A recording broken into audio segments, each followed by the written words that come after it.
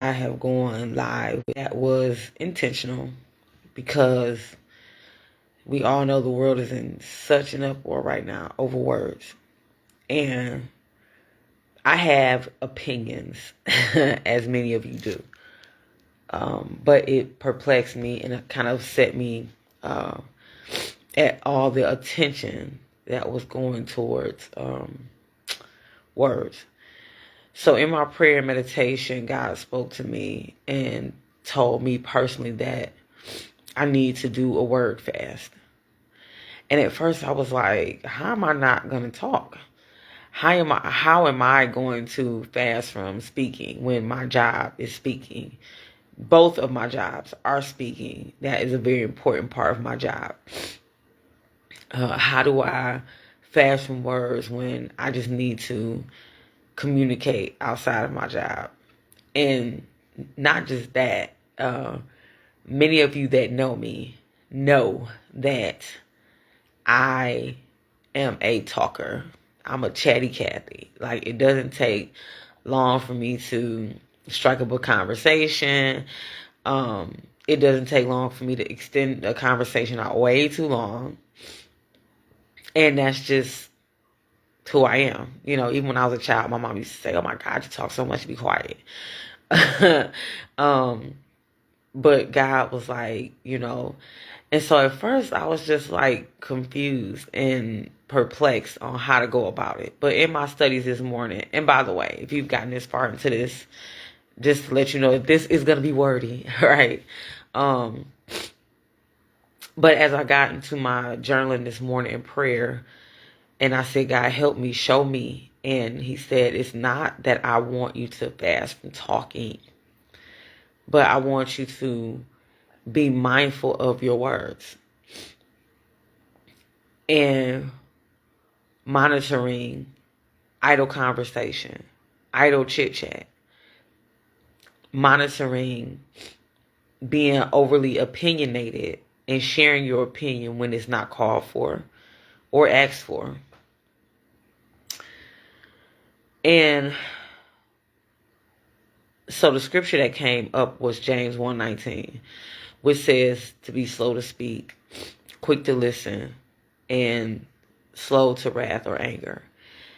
And so in that, it's like when I did my yoga training and certification, one of the things that we had to do, or were called to do, is to be slow to speak, observing and not responding, taking a breath, not only as your life source, but taking a breath to signal to your brain that everything is okay. No need for alarm. You're not in a dangerous situation. And also, it gives you time to assess what you hear. So if I'm talking too much in idle conversation, I'm not giving a person the opportunity to say what they need to say or talk.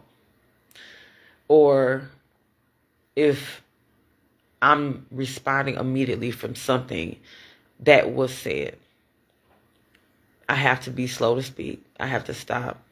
I have to breathe. And in that time, God was showing me that I need to assess a few things. Is this a situation where there's a principality, not of flesh and blood of a person standing in front of me, but a principality of offense? Is it something that is not necessarily right or wrong, but it has triggered something in me, a root or, some type of trauma that I've experienced, emotional, physical, whatever. And then it gives me time to also assess, is it something that's important that even requires a response? Everything doesn't require a response. Some things you just listen to it, you hear it, you move on. For example, a policy or something they put in place at your job that you may not like. But there's nothing you can do about it. Nothing you can say that's going to change it. So therefore, it requires no response. And also, I'm the type of person in my job. My job is to help people be better and to live their best life. And sometimes I want to fix a situation where a person did not even ask me for my opinion. They did not necessarily ask for the situation to be solved. But I feel like the situation needs to be solved because you could be so much better than that, right? And then also, if you haven't noticed, my arms are folded. Because words are not just verbal. Words are body language.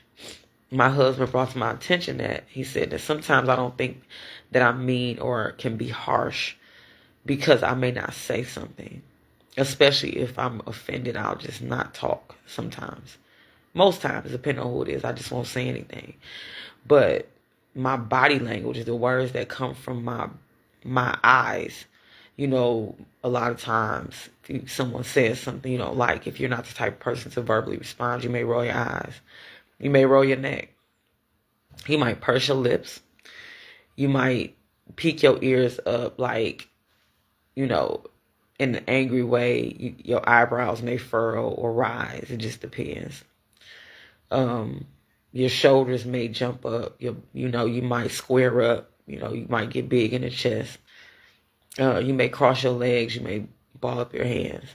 And so God was just telling me all of these things, right? And it's tough, y'all. It's tough. Because, again, I'm very wordy. I'm very chit-chatty, just whether it's light conversation or whatever.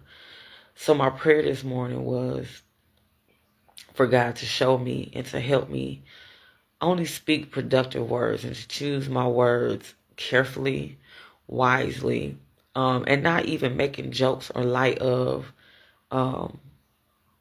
things that affect, your spiritual walk,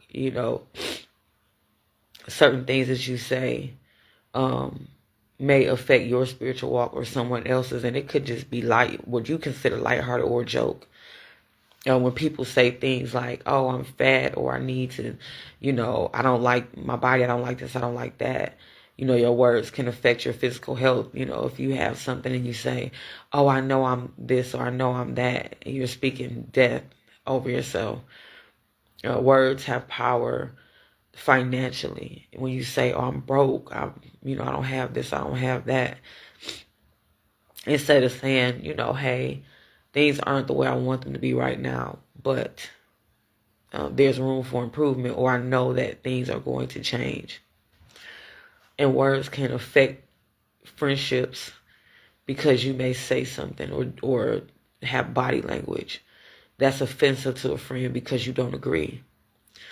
Because maybe politically, religiously, you insert your opinion, or you disagree with them in a harsh way or a harsh manner that can damage a relationship.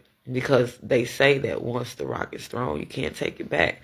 Once the word is said, you can't take it back. And a lot of times we don't realize the things that we say, people will carry it with them forever. And there have been relationships, and I know because there's been some on my side, that have been damaged over words. And also words can affect your emotional well-being. So